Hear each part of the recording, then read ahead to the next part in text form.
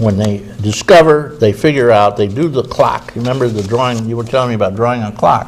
One of the ways to tell if somebody has it is to say simply, one of the ways, there are a lot of little tricks, but one is just draw a clock, put in the numbers, and then set the clock for, say, 3 o'clock, and see if they can do it. If they can't, you know they're on their way home. That works, doesn't it? Well, in a doctor's office, when somebody is expressing that they feel like something's going on, that they're not, thank you for the gift certificate, that they're not like they used to be. They're not able to do things that they used to. Or maybe a family member is saying, you know, maybe going into the doctor's office with the father or the spouse or whoever. And they will do what is called the doctor will do a mini mental status exam. It's a 30-question test. This is only one kind of rudimentary way of helping to detect what's going wrong. The 30 questions each measures a different function of the brain, and one of those is drawing a clock. And it's really quite surprising. Someone can appear to be very well, cognitively fairly well, and they're really, the family members can be so surprised by just, you know, one of these rudimentary, tasks that they have the person do. Drawing a clock, it's very simple. You draw your circle, you draw your numbers, and you draw the arrows to show what time it is. And if a person has Alzheimer's disease, it can show up that the clock drawing is very difficult. Again, the brain is very complex, so it might not be, the first thing that that is showing up. Visual, spatial function of the brain is really what that clock drawing is measuring.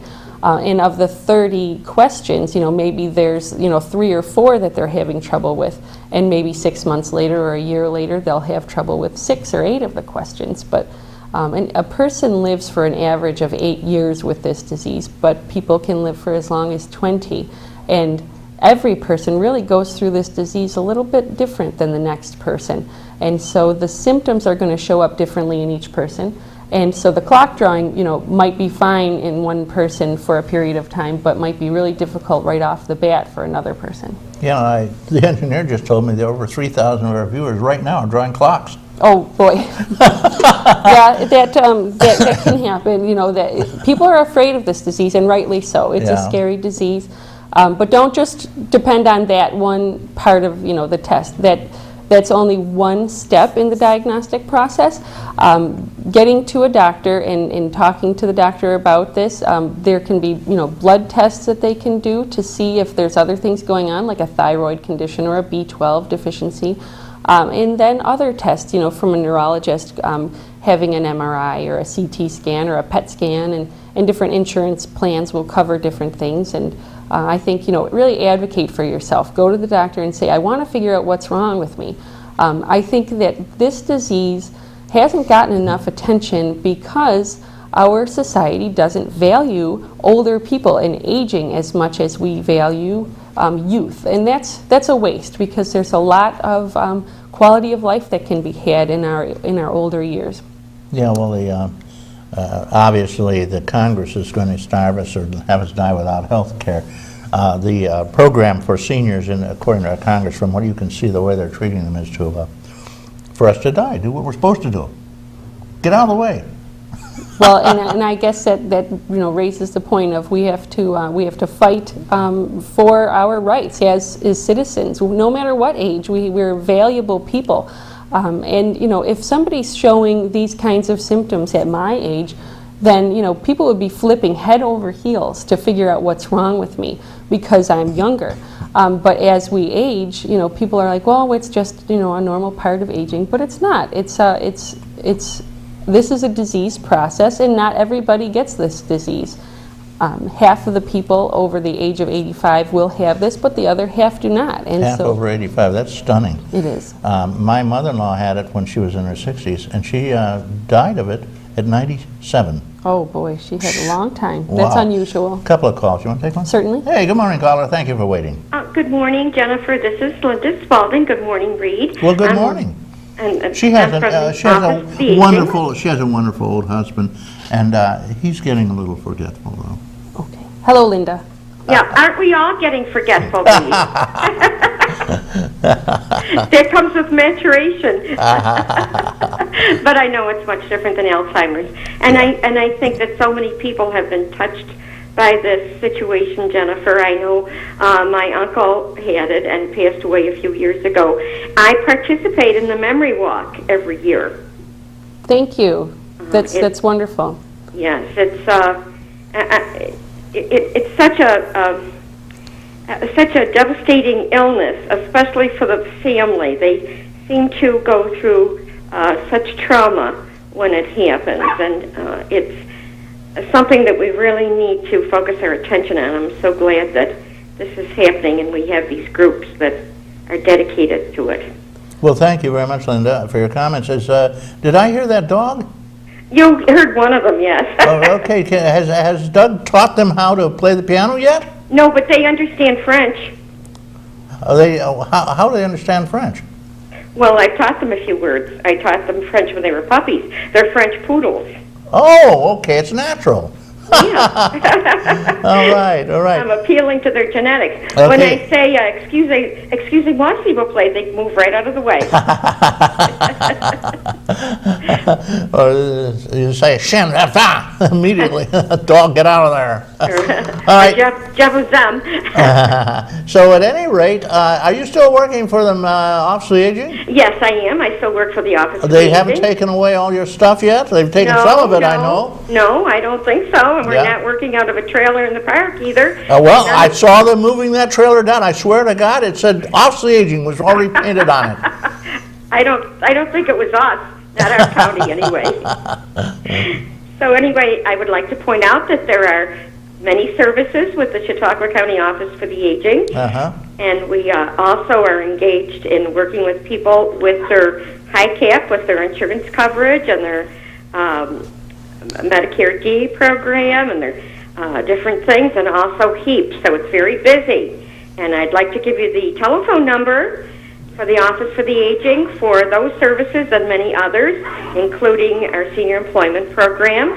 It is 753-4471, and toll-free from Dunkirk is 363-4471. Okay, sounds like a dogfight. No, they're playing. They're racing. They're racing across the room.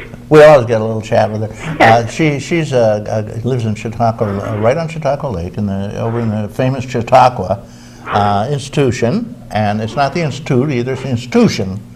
And I was corrected by the director there when I goofed on it. I've goofed on it before. A lot of people do. I think they're hesitant to say the word institution.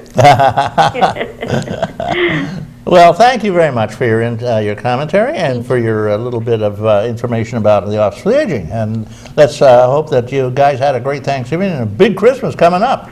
Yes. Yes, Okay. I was putting some decorations out this morning. So have a great week. Okay, you too, Linda. Thank you very much. Thank you. Thank you. She's works for the Office of the Aging in Chautauqua County, obviously, and she has been defunded in part by, again, the Congress, which is, the seniors, forget them. Once a year they go to the senior center and give them an air conditioner or something and rave about how wonderful seniors are and how they're going to take care of them. That's the last they ever. They don't say the word senior after that until next year, and they better watch out for the ninja seniors. What are the ninja seniors? Every senior group has a senior who is about ready to pass on cancer or major heart problem or whatever and everything. And now they're totally impervious to the law. And if there's somebody that really is screwing the seniors, they could take them out. And there's nothing they could do about it because they'll never get them to trial. You're bad. That's a joke, friends. I don't think we have too many ninja seniors. But watch out, guys. If you're going to screw the seniors, you're going to get pain eventually. Somehow, they're going to throw you out of office. I know that. All right, we're talking with Jennifer Baranpt, and we're kind of winding down a little bit. We're talking about Alzheimer's, and now she's given us some interesting thoughts here on Alzheimer's. Draw a clock if you think you got it, or give somebody, you think somebody's got it, you have them draw a clock. There are other things. What are the other questions you could do? Well, and again, it's important to have a doctor doing these things, but the doctor's going to ask, a person to, do some mathematical calculations or some tricky spelling questions or Chrysanthemum.